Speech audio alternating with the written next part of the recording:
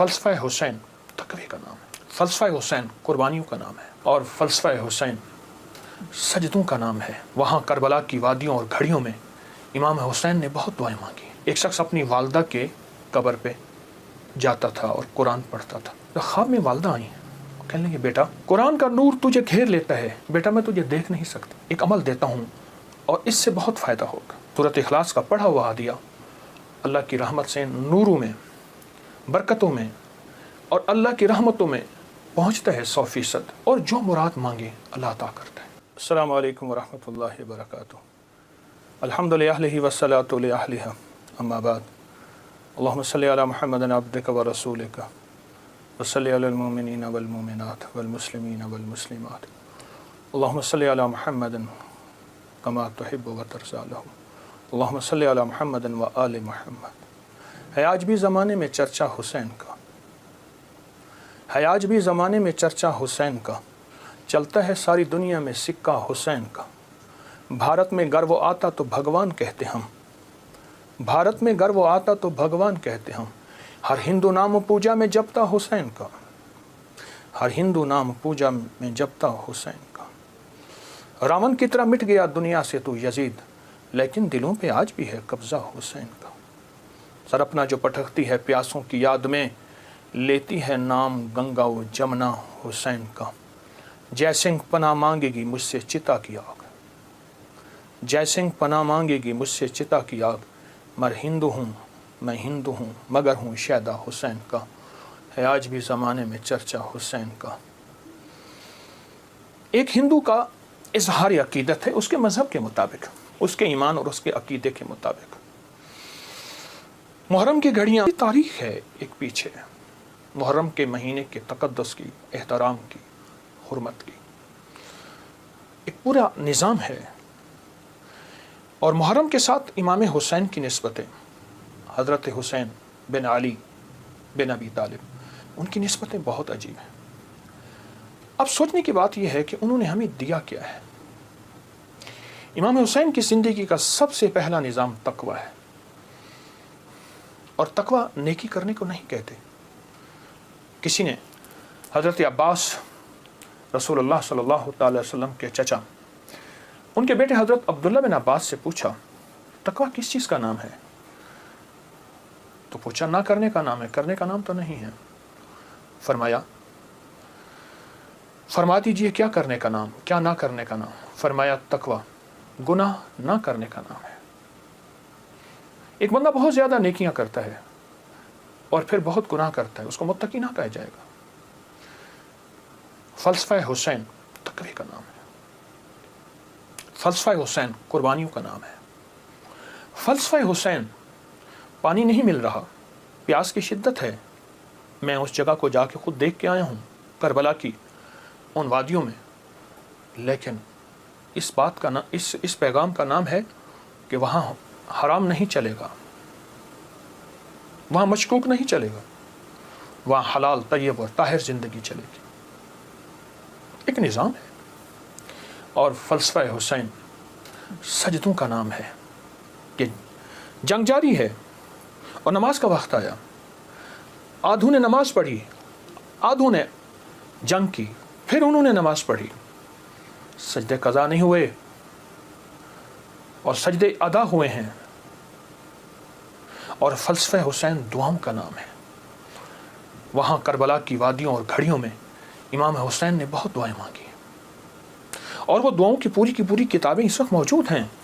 وہ دعائیں کیا تھیں؟ جس میں اللہ کی محبت، جس میں اللہ کے ساتھ عشق، جس میں اس کی ذات عالی کے ساتھ تعلق اور محبت، ان دعاؤں کا نام ہے۔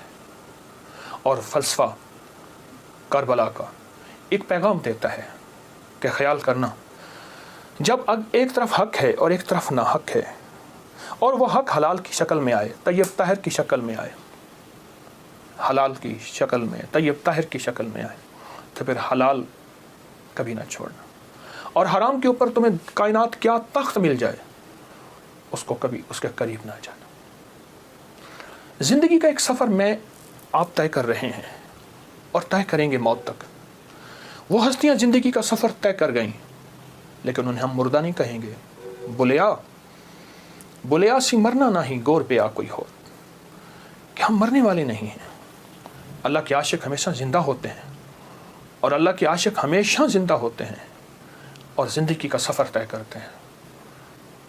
عاشق ہمیشہ زندہ ہوتے ہیں، اور عاشقوں کی زندگی ہی اصل زندگی ہے، اور وہ زندگی ایسی زندگی ہے جس زندگی کے بعد موت نہیں ہے۔ ایک عجیب واقعہ علامہ جلال الدین سیوطی رحمۃ اللہ نے لکھا ہے، ایک شخص اپنی والدہ کے قبر پہ جاتا تھا اور قرآن پڑھتا تھا، تو خواب میں والدہ آئیں، کہنے لگی بیٹا تو آ کے نا کچھ دیر بیٹھ جایا کر، پھر قرآن پڑھا کر، اس سے پہلے قرآن نہ پڑھا کر۔ کیوں؟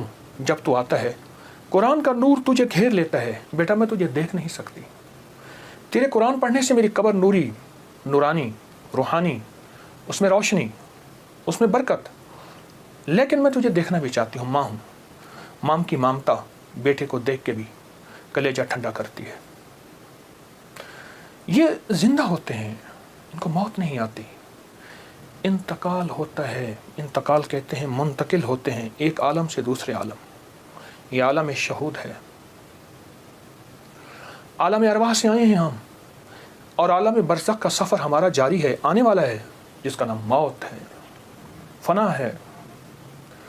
ان ہستیوں نے ہمیں ایک پیغام دیا، ان ہستیوں نے ہمیں ایک زندگی کا سبق دیا کہ کبھی بھی زندگی میں اگر یہ نظام آ جائے تو پھر حلال اور حرام کی پہچان کرنی ہے، پھر حق اور ناحق کی پہچان کرنی ہے، اور حلال اور حرام میں اگر کنبا جا رہا اور معصوم بچے جا رہے، اور پھر یہ نہیں دیکھنا کہ کون جا رہا، پھر دیکھنا یہ ہے کہ اللہ کی راہیں سچی راہیں کون ہیں اور کہاں ہیں اور کیسے ہیں۔ امام حسین کی زندگی میں اور ان کا جتنا بھی قافلہ تھا، ان کی زندگی میں کچھ وظائف بھی ملتے ہیں جو میں لوگوں کو بہت بتاتا ہوں، اور اس سے بہت فائدہ ہوتا ہے اور اس سے بہت نفع ہوتا ہے۔